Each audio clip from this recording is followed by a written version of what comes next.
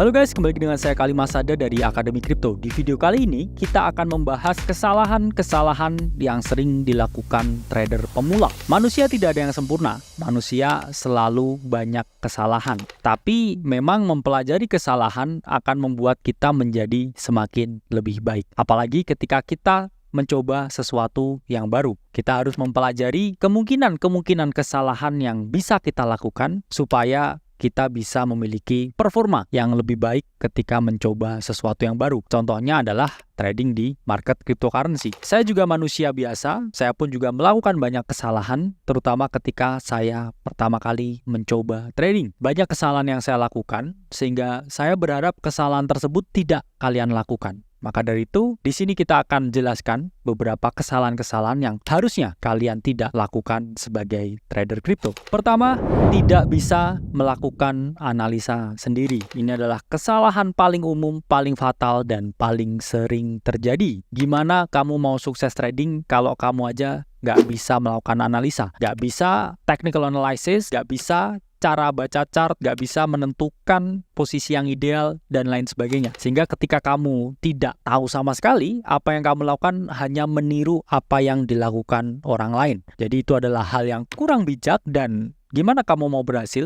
Karena memang trading ini adalah game yang sangat sulit dimainkan. 97% trader itu gagal. Sehingga trading ini juga sama seperti profesi-profesi lain. Seperti penyanyi, seperti dokter, seperti pengacara, bahkan seperti pemadam kebakaran. Mereka membutuhkan latihan bertahun-tahun, membutuhkan sertifikasi khusus, membutuhkan jam terbang yang tinggi, hingga mereka expert di bidang masing-masing. Begitu juga dengan trading. Jadi kalau teman-teman trading, tapi teman-teman nggak tahu cara baca chart, itu persis kayak penyanyi yang nggak tahu tangga nada. Atau misalkan dokter yang nggak bisa baca hasil ronsen. Itu sangat fatal. Jadi teman-teman harus belajar mengenai cara membaca chart, cara memahami technical analysis, fundamental analysis, narrative analysis, yang mana bisa teman-teman lihat dari video-video kita sebelumnya yang udah kita jelaskan, atau teman-teman yang suka baca bisa baca buku kita Crypto Trading Guide yang ada di bawah ini. Kesalahan kedua yang sering trader pemula lakukan itu adalah percaya apa kata berita. Ya, jadi mungkin kalian yang masih pemula kadang membaca headline suatu berita ini langsung asal percaya gitu aja. Percaya 100%. Seakan-akan karena ini diliput di media A, karena ini diliput di media B, ini pasti benar. Kalian baca headline-nya terhadap suatu topik tertentu dan kalian langsung melakukan suatu aksi pembelian atau aksi penjualan. Padahal di kripto itu ada istilah buy the rumor and sell the news. Atau teman-teman beli rumornya dan ketika udah masuk berita itu waktunya jualan. Istilahnya apa? Istilahnya teman-teman ketika sesuatu itu sudah masuk di berita, sudah diberitakan, semua orang sudah tahu, herd behavior sudah menyebar, itu adalah tandanya kamu telat terhadap sesuatu atau top signal atau suatu sinyal di mana teman-teman harus melakukan hal yang sebaliknya. Masih ingatkah di 2021 ketika media-media lokal memberitakan mengenai metaverse? Metaverse is the future, let's invest in metaverse. What happens? Setelah 2 minggu berita itu keluar, semua aset metaverse mengalami penurunan yang signifikan. Jadi memang kita bisa bilang ketika udah masuk berita itu adalah top signal dan teman-teman harus melakukan penjualan aset metaverse atau mungkin short the market dan juga memperoleh keuntungan di sana. Atau sama juga ketika dulu Elon Musk mengungkapkan kalau akan live di SNL dan akan promoting Dogecoin secara live di televisi Amerika, itu pasti banyak pemula yang berasumsi bahwa harga itu akan naik ketika Elon Musk melakukan live di SNL. Yang terjadi justru sebaliknya. Harga Doge turun dengan sangat signifikan tepat ketika SNL live dimulai. Itu menunjukkan memang buy the rumor, sell the news itu adalah hal yang sangat umum di market crypto. Atau sama juga ketika para big company mengumumkan kalau mereka ini bullish terhadap crypto atau bullish terhadap Bitcoin, itu kalian harus was-was dan melakukan hal yang sebaliknya. Mengapa? Karena biasanya mereka yang kuar-kuar ya istilahnya, bullish terhadap aset crypto, mereka itu udah melakukan pembelian duluan sehingga mencari exit liquidity ketika herd behavior terjadi di market, ketika public participation terjadi dan ketika semua orang mulai berinvestasi di kripto. Jadi istilahnya mereka cari likuiditas untuk membuang barang yang sudah diakumulasikan ketika bear market. Karena memang para serigala bertindak sesuai dengan data dan fakta, sementara mereka para domba hanya percaya apa kata berita. Jadi serigala ketika kamu mau untung di market kripto.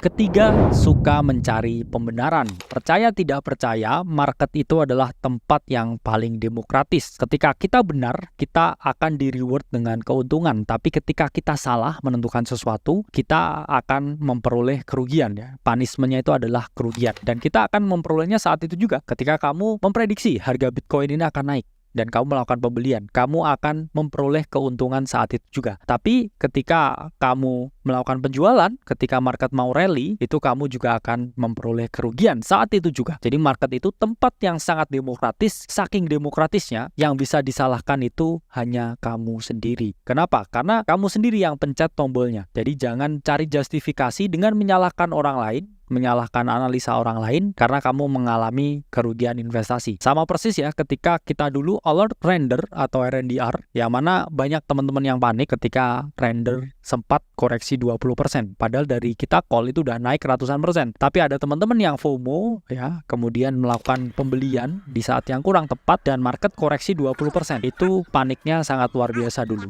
Dan apa yang terjadi ketika teman-teman panik, market rally lagi. Jadi itulah pentingnya teman-teman memahami apa yang teman-teman beli dan semua keputusan trading, semua keputusan investing itu ada di teman-teman sendiri. Jadi sebelum berinvestasi, teman-teman tetap harus do your own research, do diligence, dan juga mencari informasi-informasi yang relevan sebelum melakukan suatu keputusan. Dan ada juga nih seringkali teman-teman ini kadang ya, yang pemula ini kurang percaya diri terhadap keputusan mereka sendiri. Jadi mereka membuat suatu analisa nih, udah valid analisanya, tapi sebelum mengeksekusi trade-nya, mereka buka media sosial, search ya, tentang analisanya ini. Apakah ada orang yang sama berpikir seperti saya? Apakah orang-orang ini setuju dengan pendapat saya? Jadi mereka sebelum mengeksekusi suatu trade ini ketakutan apakah ada orang lain yang berpikir sama dengan dia. Jadi ketika ada orang yang berpikir sama dengan dia, ini mereka malah merasa lebih percaya diri sebelum mengambil trade. Padahal hal tersebut sangat tidak tepat karena orang yang harus kalian percayai itu adalah kalian sendiri.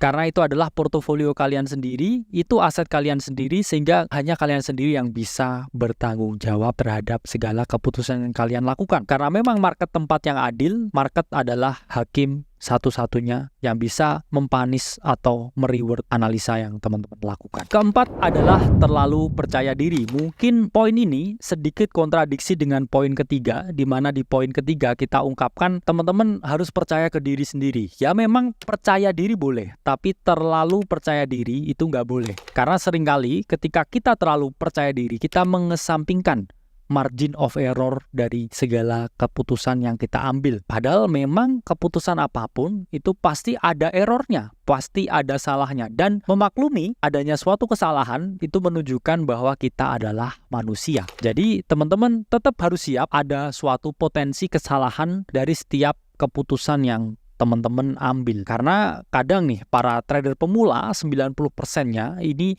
selalu merasa overconfident karena di market ini ada beginner's luck istilahnya. Jadi kamu mungkin 1 tahun trading pertama itu semua analisa yang kamu lakukan tuh benar. 1-2 tahun tuh benar. Kemudian di tahun kedua sampai tahun keempat ini biasanya teman-teman diuji ketika dinamika market berubah, ketika strategi teman-teman harus dirubah, dan juga emosional teman-teman mulai terganggu dengan keadaan-keadaan atau perubahan-perubahan yang sangat cepat tersebut. Sehingga banyak yang setelah tahun kedua itu justru memperoleh kerugian sampai tahun keempat.